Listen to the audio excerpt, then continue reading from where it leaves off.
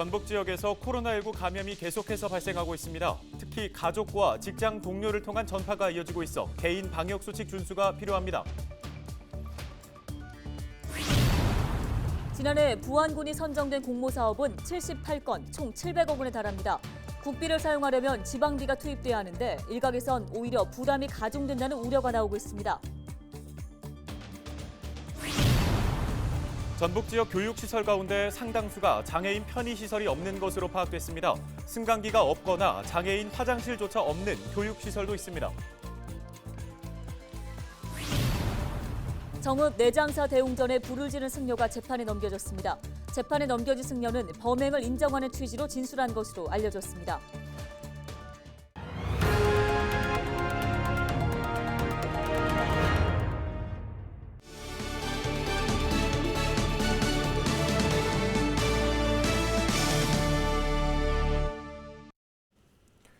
시청자 여러분 안녕하십니까? 헬로티비 뉴스입니다. 전북 지역에서 가족과 직장 동료를 통한 코로나19 감염 사례가 나오고 있어 철저한 방역 수칙 준수가 요구되고 있습니다.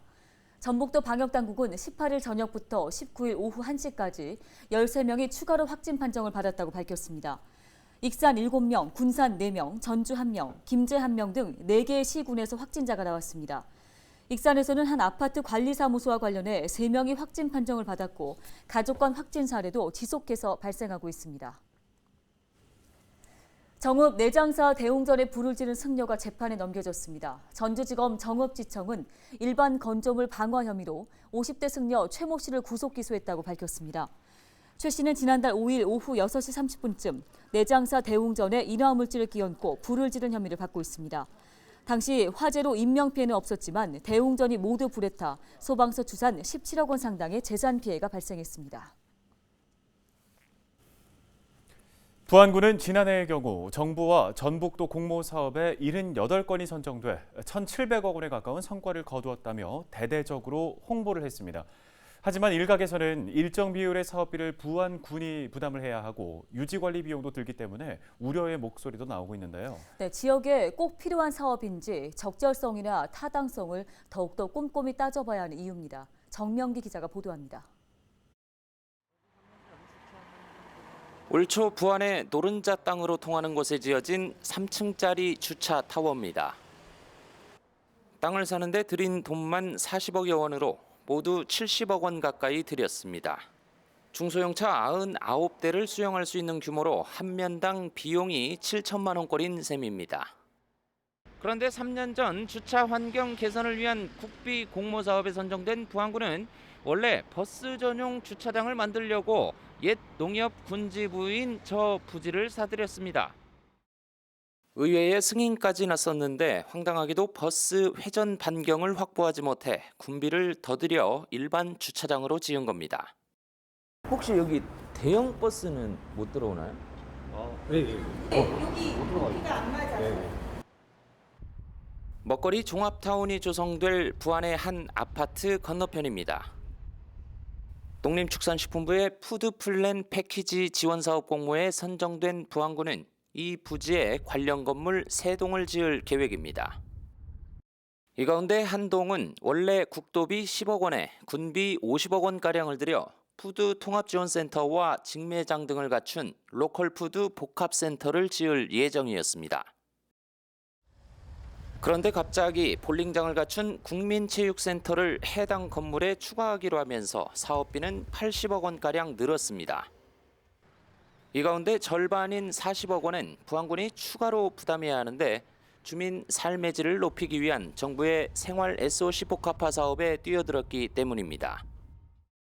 군 관계자는 국제대회 규격을 갖춘 볼링장이 없다면서도 볼링을 즐기는 주민 수는 가늠하지 못했습니다. 지방비 부담이 점차 가중되고 지방재정의 자율성을 저해하는 것 아닌가 하는 우려도 나옵니다. 정말 꼭 필요한 곳에 사용을 해야 되는데 그렇지 못하고 예산을 확보했기 때문에 그걸로 매칭 사업을 해야 되는 그런 상황이 생기기 때문에 지난해 중앙정부가 주는 교부금을 제외한 자체 수입 비율인 재정 자립도가 10%도 안 되는 부안군. 효율적인 재정 운영을 바라는 목소리가 커지는 이유입니다. 헬로티비 뉴스 정명규입니다. 정읍 전봉준 장군 동상에 대한 문화재청의 현상 변경 허가 승인이 완료돼 철거 작업이 속도를 낼 것으로 보입니다. 해당 동상은 친일 행위를 한 것으로 알려진 김경승 씨가 제작한 것으로 알려지며 시민사회단체는 동상의 철거를 주장해왔습니다.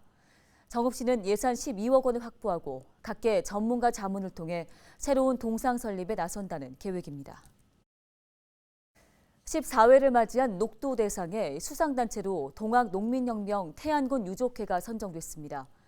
태안군 유족회는 지난 60년대부터 동학농민혁명 정신선양 사업을 추진했으며 4대에 걸쳐 정신선양 사업의 역할을 수행해온 것으로 알려졌습니다. 이번 녹두 대상 시상식은 오는 25일 무장기포지에서 진행될 예정입니다. 다음 소식입니다. 전북 지역의 교육시설 가운데 상당수가 장애인 편의시설이 갖춰져 있지 않은 것으로 파악됐습니다.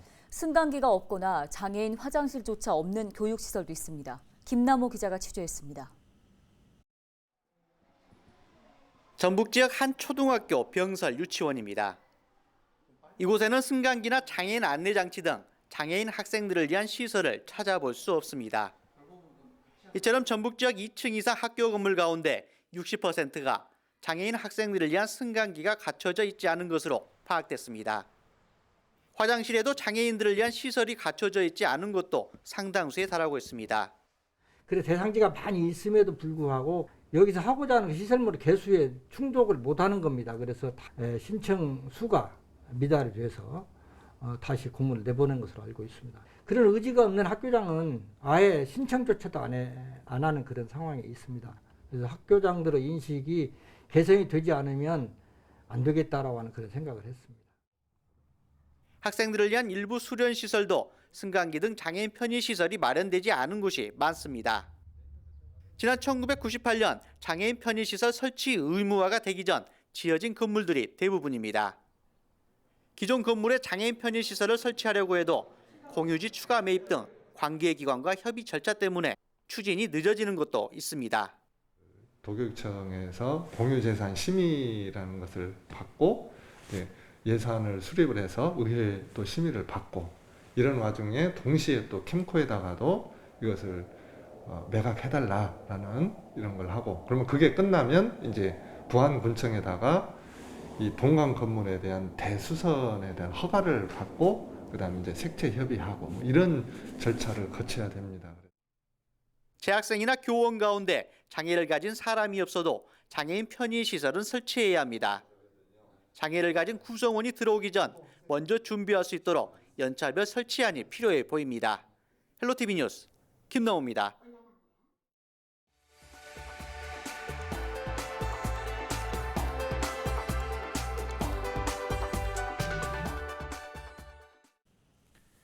김승수 전주시장이 아내의 농지법 위반 의혹에 대해 기자회견을 열고 사과의 뜻을 밝혔습니다. 김 시장은 기자회견에서 농지 문제로 시민에게 심려를 끼쳐드려 송구하게 생각한다며 면적을 떠나 농지법 위반에 대해 인정하고 앞으로 더 엄중한 잣대로 자신을 돌아보겠다고 말했습니다. 그러면서 농지법 위반을 자각한 만큼 해당 토지의 매각을 진행해 오늘부로 계약을 마쳤다고 덧붙였습니다. 교원으로 재직 중인 김 시장의 아내는 지난 2010년 완주군 소양면에 농지 1,900제곱미터를 매입해 농지법 위반 의혹을 받고 있습니다. 시민단체 활빈단은 최근 이러한 의혹이 불거지자 김 시장의 아내를 경찰청 국가수사본부에 고발했습니다. 대학교 강의실을 돌며 금품을 훔친 50대가 경찰에 붙잡혔습니다. 전주 완산경찰은 전주대와 충남대 등 대학교 4곳을 돌며 현금과 지갑, 카드 등을 훔친 혐의로 A씨를 구속해 조사하고 있습니다. 일정한 주거지가 없는 A씨는 범행을 위해 대전에서 전주까지 이동한 것으로 알려졌습니다. 경찰은 물건을 도난당했다는 신고를 받고 차량 번호를 특정해 전주대 주차장에서 A씨를 긴급 체포했습니다. 순창구는 순창사랑 체크카드를 출시해 판매에 들어갔습니다. 체크카드는 은행 계좌에서 사용 대금이 즉시 결제되는 방식의 현금 카드인데요. 구는 순창사랑 체크카드 출시를 기념해 올해까지 10%의 할인율을 적용합니다. 종이형이나 모바일 상품권에 비해서 사용하기 편하고 부정 유통 방지에도 많은 도움이 됩니다.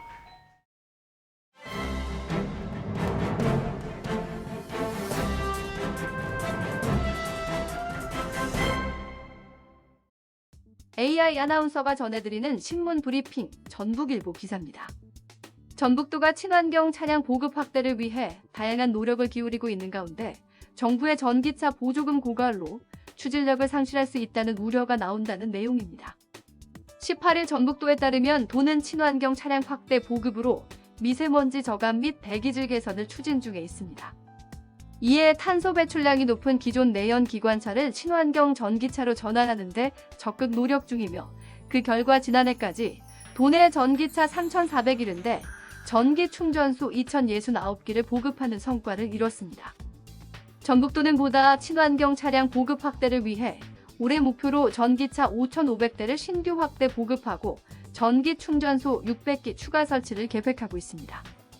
그러나 문제는 전기차 구입 시 지원되는 정부 보조금이 당초 구상했던 계획보다 조기 소진될 가능성이 있다는 것입니다. 올해 전북에서 전기차를 구입할 경우 승용차는 최대 1,700만 원의 지원금을 받을 수 있으며 화물차의 경우는 최대 2,500만 원까지 지원받을 수 있습니다. 전북도는 올해 전기 화물차 보조금을 1,600명에게 지급할 계획이었으나 현재 1,962명이 신청해 362명이 보조금을 못 받을 수 있는 상황입니다. 현재 도의 전기 승용차 보조금을 신청한 자는 지원 대상 3,300명 중 407명이지만 현대 아이오닉5나 기아 EV6에 대한 수요가 본격화되면 계획됐던 보조금 대상자를 초과할 수 있다는 전언입니다. 결국 상황이 이렇다 보니 전기차를 구매하더라도 조기 소진된 보조금의 지원을 못 받는 구매자가 나타날 수 있고 이는 친환경 전기차로 전환을 가속하려는 전북도의 정책에 제동이 걸릴 수밖에 없다는 분석입니다. 지금까지 AI 아나운서가 전해드리는 신문 브리핑이었습니다.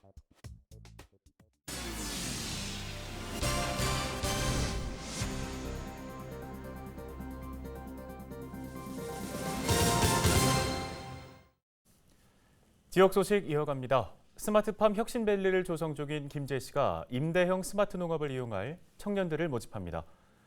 임대 규모는 연동형 스마트 온실 4.5헥타르로 딸기와 과채류, 엽채류 등 모두 10개 구역입니다. 스마트팜을 이용할 만 18세 이상 40세 미만의 청년 농업인은 이달 26일부터 30일까지 김제시 농업기술센터로 신청하면 됩니다. 전라북도가 주관한 2021년 시군 일자리 정책 평가에서 정읍시가 최우수 기관에 선정됐습니다. 이번 평가는 도내 14개 시군을 대상으로 전년도 일자리 창출 노력과 취업 지원 실적 등 5개 분야 17개 항목을 대상으로 진행됐습니다. 정읍시는 지난해 13개 기업을 유치해 신규 일자리 368개를 창출했습니다.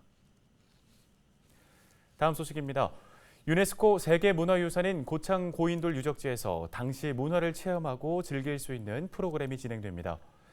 오는 5월 8일부터 고인돌 유적에서 열리는 치유의 숲 프로그램을 시작으로 11월까지 고인돌 야행과 고인돌 상시 체험 등이 운영됩니다. 이번 프로그램은 문화재청 공모사업인 2021년 세계유산 활용 프로그램 운영 지원 사업으로 세계유산에 깃든 고유 가치와 역사적 의미를 향유할 수 있도록 기획됐습니다.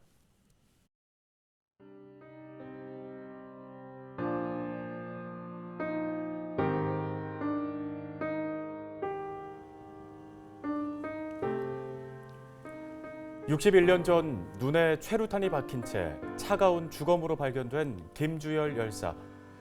부정선거에 항의했다는 이유로 처참하게 목숨을 잃은 김주열은 겨우 17살 고등학생이었습니다. 시민들의 분노는 극에 달했고 저항은 전국적으로 퍼져나갔습니다. 투표함 바꿔치기와 같은 부정선거, 장기 독재, 무자비한 탄압을 시민들은 결코 용납하지 않았고 결국 이승만 하야를 이끌어냈던 겁니다. 불꽃처럼 산화한 4.19 혁명 희생자들이 있었기에 오늘의 우리가 있는 게 아닐까요? 뉴스 마치겠습니다. 고맙습니다.